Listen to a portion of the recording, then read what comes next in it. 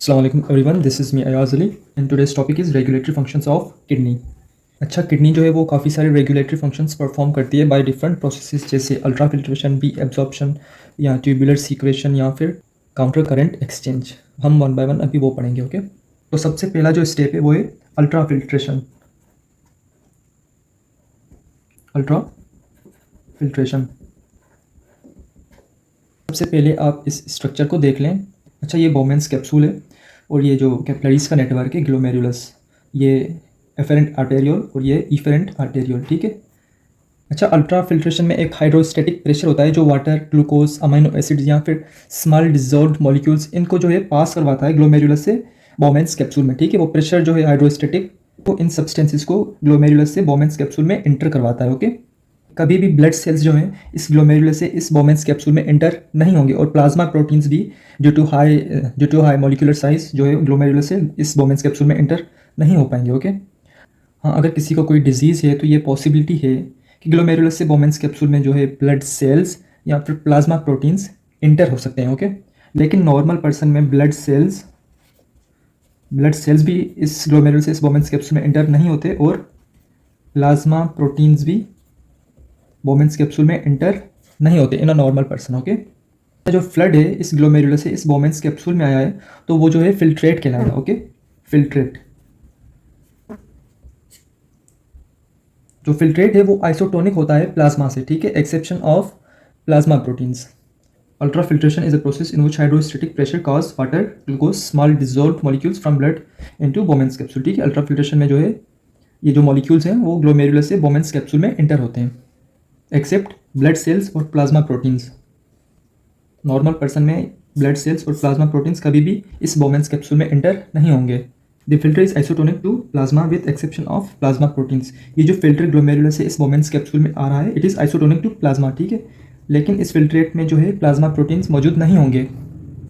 अच्छा, ग्लोमेरुलस में जो है ब्लड प्रेशर ज़्यादा होता है। ठीक है, क्यों होता है ज़्यादा? क्योंकि इन एफेरेंट आर्टेरियोल्स का जो डायमीटर होता है वो छोटा होता है as compare to afferent arterioles. ठीक है, इसलिए जो ये सब्सटेंसेज होते हैं वो ग्लोमेरुलस से इस बोमेंस कैप्सूल में इंटर होते हैं। Okay, the blood pressure in glomerulus is high. क्यों? क्योंकि जो डायमीटर है एफेरेंट आर्टेरियोल्स का वो ले से कम है इन एफेरेंट आर्टेरियोल्स से। Okay, thus the hydrostatic pressure is generated which forces smaller molecules of blood from glomerulus to the Bowman's capsule. Okay, filtration of plasma proteins. The filtration of plasma protein is absent. Okay, in a normal person. अच्छा, और जो blood cells हैं वो भी inter नहीं होते बोमेंस capsule में।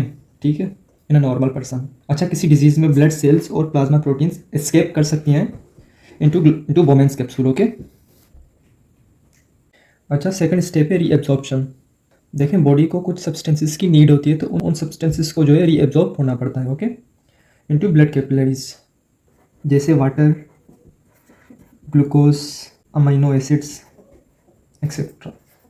Okay, glucose जो है वो 100% वापस रीएब्जॉर्ब हो जाता है और अमीनो एसिड्स भी। ओके, तो बॉडी को नीड होती है इन सब्सटेंसेस की तो इनको वापस रीएब्जॉर्ब होना पड़ता है और जो रीएब्जॉर्प्शन होती है वो पीसीटी में अकर होती है। Okay, reabsorption occurs at PCT यानी प्रोक्सिमल कन्वोल्यूटेड ट्यूब्यूल्स। ओके, देखें ये नेफ्रॉन का पार्ट है, लूप ऑफ हेनले। ओके, ये जो है डिसेंडिंग लिम्ब है और ये असेंडिंग लिम्ब, डिसेंडिंग लिम्ब और असेंडिंग लिम्ब। ओके, जो डिसेंडिंग लिम्ब होती है वो परमिएबल होती है वाटर और सोडियम के लिए। ओके, वाटर और सोडियम के लिए जो डिसेंडिंग लिम्ब होती है वो परमिएबल होती है। ओके, तो वाटर यहाँ से आ जा सकता है और सोडियम भी। जो असेंडिंग लिम्ब होती है वो वाटर के लिए इम्परमिएबल होती है। ओके, वाटर के लिए मैं कह रहा हूँ, याद रखिएगा। और असेंडिंग लिम्ब पर जो है एब्जॉर्प्शन होती है सोडियम और क्लोराइड आयंस की। Okay, through active transport. Absorption of sodium and chloride ions takes place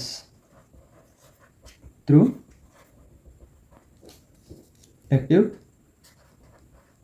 transport. Okay.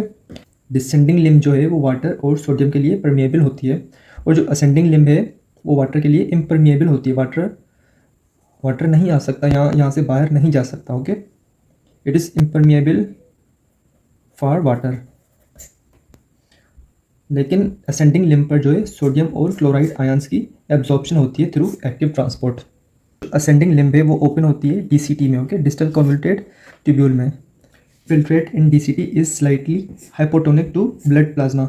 देखिए असेंडिंग लिम्ब पर तो एब्जॉर्प्शन हुई सोडियम और क्लोराइड आयंस की, सोडियम और क्लोराइड आयंस को भेजा गया वापस ब्लड में, तो यहाँ पर जो है कंसंट्रेशन सॉल्यूट्स की कम हो गई, इसलिए जो यहाँ पर फिल्ट्रेट होगा, जो डीसीटी में फिल्ट्रेट जाएगा वो स्लाइटली हाइपोटोनिक होगा टू ब्लड प्लाज्मा। ओके, अच्छा, डीसीटी में जो है वेरियस साल्ट्स को एडजस्ट किया जाता है under the influence of hormones. Okay, in DCT various salts are adjusted under the influence of hormones, वो हम आगे चलकर पढ़ेंगे।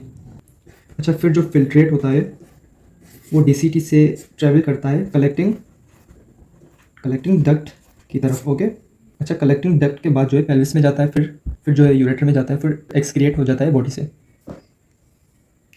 Now tubular secretion. Tubular secretion is a transfer of material from peritubular capillaries to nephron. अच्छा, tubular secretion जो है वो active transport की वजह से होता है। Tubular secretion removes excessive quantities of certain dissolved substances from body such as ammonia, urea, uric acid या फिर क्रिप्टनिन। अच्छा, मैं आपको समझाता हूँ, पहले ये आप स्ट्रक्चर समझ लें। ये मैंने पेरिट्यूबुलर कैपिलरी ड्रॉ की है, ये मैंने डीसीटी ड्रॉ किया है। डीसीटी जो ओपन हो रहा है कलेक्टिंग डक्ट में, और डीसीटी के सराउंड जो है ये कोई भी कैपिलरी है, ठीक है, पेरिट्यूबुलर कैपिलरी कहलाएगी। ओके, तो देखें ये जो पेरिट्यूबुलर कैपिलरी है इसकी ब्लड जो है सीक्रेट करेगी हाइड्रोजन या अमोनियम आयन। अच्छा, आप रिकॉल करें कि डीसीटी पर जो है एब्जॉर्प्शन हो रही थी सोडियम की, ठीक है, तो डीसीटी से जो है सोडियम रिमूव होगा इनटू ब्लड। ओके,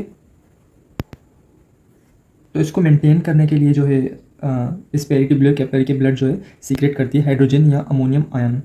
हम हाइड्रोजन लिखते हैं यहाँ पर। ये जो हाइड्रोजन आयन है वो इसमें एंटर होगी, इस डीसी जो पेरिट्यूबुलर की ब्लड है वो सीक्रेट करेगी हाइड्रोजन और अमोनियम आयन। ये दोनों ही जो है मेंटेन करते हैं acid base balance in blood. Okay, maintains the normal pH in blood. Okay, normal pH कितनी होती है? 7.3 to 7.4। Now counter current exchange. Exchange of chemicals between two fluids flowing in opposite direction is known as counter current exchange. There are two counter current mechanisms operating in kidney. और जो loop of Henle है it is known as counter current multiplier. Okay, अगर MCQs आ जाए कि counter current multiplier कौन सा part है तो आपने लूप ऑफ हेनले को टिक करना है।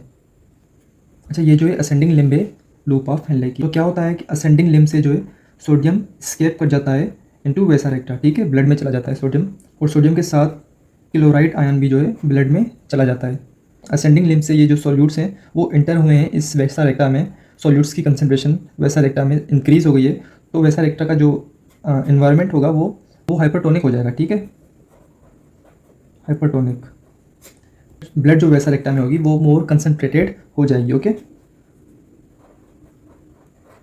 ब्लड जो है वो मोर कंसनट्रेटेड हो जाएगी। अच्छा, जो लूप ऑफ हेनले में फिल्ट्रेट होगा वो इस डायरेक्शन में फ्लो करेगा, और वेसा रेक्टा में जो ब्लड होगी वो अपोजिट डायरेक्शन में फ्लो करेगी, तो जो ब्लड है वो इस डायरेक्शन में आएगी। ओके, तो इस ब्लड में जो है सोडियम और सोडियम आयन, क्लोराइड आयन्स भी मौजूद हैं। अच्छा, देखिए सारे सॉल्यूट्स यहाँ तक आ जाएंगे, और जो ब्लड है वो अभी तक हाइपरटोनिक है, ये वाला पार्ट भी जो है हाइपरटोनिक होगा। तो देखें ये जो है डिसेंडिंग लिम्ब है, ठीक है, और हमने पढ़ा था कि जो डिसेंडिंग लिम्ब है वो वाटर के लिए परमिएबल है, तो वाटर जो है स्केप करेगा लूप ऑफ हेनले से इनटू वेसा रेक्टा, ठीक है, वापस वाटर जो है एब्जॉर्ब होगा ब्लड में, और जो सोल्यूट्स हैं वो वापस डिफ्यूज़ होंगे इस फिल्ट्रेट में। ओके, जो सोल्यूट्स होंगे वो वापस इस फिल्ट्रेट में डिफ्यूज़ होंगे और वाटर जो है एब्जॉर्ब होगा ब्लड में। Water moves into vasa recta at descending limb. Okay, loop of Henle में जो यूरिन होगा वो हाइपरटोनिक होगा to body fluids. Okay, urine is hypertonic to body fluids. Vasa recta serve as counter current exchanger, पर vasa recta के कुछ और काम भी हैं। Okay, vasa recta also provide sufficient